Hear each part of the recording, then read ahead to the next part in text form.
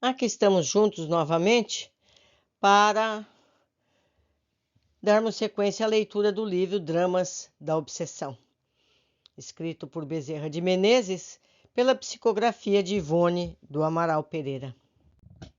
Capítulo 22. Não alongaremos a nossa história descrevendo ao paciente leitor as demanchês do processo de condenação da infeliz família Boab, o qual, como todos os demais movidos pela Inquisição, foi vergonhoso pela má-fé dos seus executores, injusto e vil, como atestado que era de uma época sombria em que o excessivo ardor religioso, mancomunado com leis civis despóticas e tão apaixonadas quanto ineptas e cruéis, distribuía em nome da verdade o vírus de irreparáveis calamidades sociais, esquecido de que a missão da fé, como da legalidade, seria antes consolar e proteger almas aflitas e inexperientes encaminhados para o bem e, portanto, para Deus. Quantas criaturas, desnorteadas pela ignorância, se achegassem à sua sombra.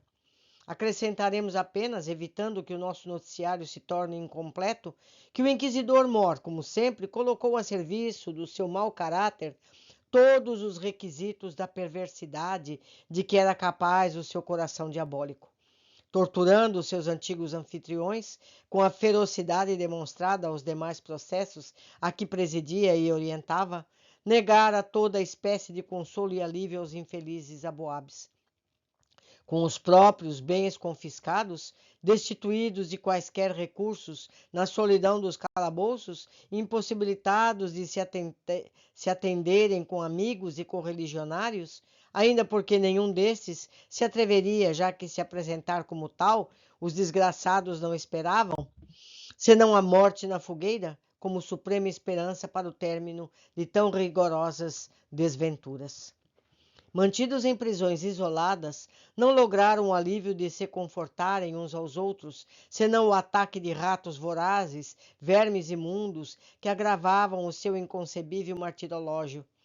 Dali saíam, periodicamente, apenas para a sala de torturas. Tratava-se de dependência subterrânea, armada em pedra de alvenaria, com longas arcadas, impressionantes, teto abobadado, local sinistro, carregado de vibrações dolorosas, odiosas, rodeado de sombras, onde o cheiro repulsivo do sangue humano, da carne queimada, pareciam estigmas degradantes, e onde se passavam, em segredo para os homens mais visíveis a Deus, os mais abomináveis crimes cometidos na face da terra.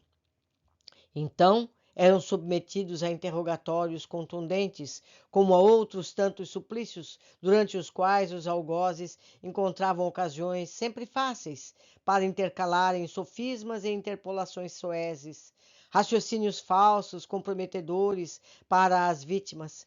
Somente nessas horas cruciantes podiam os infelizes se avistar, à exceção de Esther, que jamais aparecera, e se contemplavam famintos e imundos, esquálidos, deprimidos, atrelados a colunas, a fim de não tentarem sentar. E ali, tendo em frente os demais membros da família, sofriam vexames, insultos, humilhações e tratos de que a Inquisição fora sempre tão fértil em inventar para suplício de milhares de vítimas que fez durante séculos. Uma nota. Segundo revelações da história, um desses pavorosos suplícios constituía-se em colocar-se a vítima, atada a uma cama ou mesa, retalhar-lhe as solas dos pés, untá-las com azeite e chegar fogo lento. Acossada em tais condições pelos exasperados sofrimentos, a vítima confessava o que os algozes desejassem. Tal confissão seria caminho para a condenação à morte na fogueira. Muitos outros suplícios assim atrozes eram praticados. Em Portugal e na Espanha, tais vítimas eram sempre de raça judaica. Continuando com o livro. Assim foi que, conforme entrevimos no início dessas narrativas, a Boab e os filhos tiveram as unhas e os dentes violentamente arrancados. As carnes dos braços e coxas, solas dos pés queimados com tenazes em brasas, os punhos retorcidos, deslocados, suplícios esses lentos que não matavam com rapidez, mas torturavam até o paroxismo do horror, afirmando os mandatários da execrável instituição que semelhantes tratos seriam antes benemerentes, porque disporiam as almas hereges ao próprio salvamento das sombras infernais depois da morte. Tão patético martirológio estendeu-se por 6 longos meses, durante os quais nem sequer um aceno de esperança viera suavizar as trevas em que se convertera a existência do desgraçado Timóteo e seus 3 filhos, e ainda o velho Gabriel, que fora o primeiro a sucumbir. Suplicava àquele invariavelmente que lhe despedaçassem o corpo, torturando-o ainda com maiores requintes de crueldade, mas que poupassem seus filhos, que eram cristãos e inocentes de quaisquer faltas contra a Inquisição, que lhe dessem por misericórdia notícias de Esther, por cuja sorte se exasperava de ansiedade e terror. Mas respondiam-lhe os verdugos com bofetadas e torturavam os 3 jovens ainda mais, caprichosamente, em sua presença, causando ao desgraçado pai, a quem mantinham atrelado a uma coluna de pedra, os paroxismos da raiva e da desesperação. Hercúleo e enérgico, Joel resistia aos tratos terríveis, não obstante a extenuação que diariamente se acentuava, esperançoso até o final de algo indefinível que o libertasse, permitindo-lhe investigar o paradeiro da noiva, a fim de socorrê-la e poder vingar-se. Saulo e Rubem, no entanto, enlouqueceram ante a crueza dos sofrimentos, dada a extrema juventude que favoreceria choques nervosos irremediáveis, havendo o último sucumbido atrelado à coluna ou pelourinho diante do pai e dos irmãos, enquanto o outro expirava dias depois, ambos se livrando assim da morte pelo fogo, mas não escapando da incineração do cadáver em vistosos autos de fé. Em praça pública, como era de praxe nos códigos da execrada instituição. Certa vez, ao chegarem Timóteo e Joel à sala de torturas, já inteiramente desfigurados pelo longo martírio, depararam Esther também atada a um pelourinho, inteiramente desnuda, rodeada de algozes mascarados. A infeliz judia, em cuja fisionomia se estampava o horror perfeito, suplicava por entre lágrimas e gritos lacinantes que lhe tirassem quanto antes a vida, mas que cessassem de submetê-la às ignomínias por quem a sua qualidade de mulher se via supliciada. Não apresentava pelo corpo sinais de tratos inquisitoriais, havendo o doutor Timóteo e o filho compreendido, no momento, a vileza dos seguazes da Inquisição, que geralmente profanavam cruelmente as virgens hebreias antes de atirá-las à fogueira. Experimentando naquele instante novo gênero de suplício, superior em intensidade a tudo quanto já sofrera até então, Joel, enlouquecido, investiu no instintivo impulso, no instinto de socorrê-la. Mas vários braços o tolheram, espancando-o, torturando, atrelando-o à coluna costumeira. Então, por entre os gritos de desespero, blasfêmias e insultos, atirados até mesmo contra o próprio Criador, o desgraçado jovem cientificou de que Esther, o seu imaculado lírio em cujas faces jamais roçaram os lábios por não julgar bastante digno de tal mercê, pela só razão de ser homem, fora aviltada na sua candidez virginal pela ignomínia de Ildebrando de Azambuja, que a raptara e conservara prisioneira em local indevassável, que falsos e honrarias oferecera-lhe ele para que se adaptasse boamente à ingrata situação. Mas como o jovem preferira conservar-se revoltada contra o atentado vil, testemunhando-lhe todo o desprezo que lhe votava, vingara-se ele cruel e satânico até o fim, submetendo-a violentamente a todas as suas torpezas durante algum tempo, para depois abandoná-la aos caprichos dos seus demoníacos colaboradores, os quais eternos ébrios a haviam exposto aos mais aviltantes dos martírios que poderá atingir uma mulher.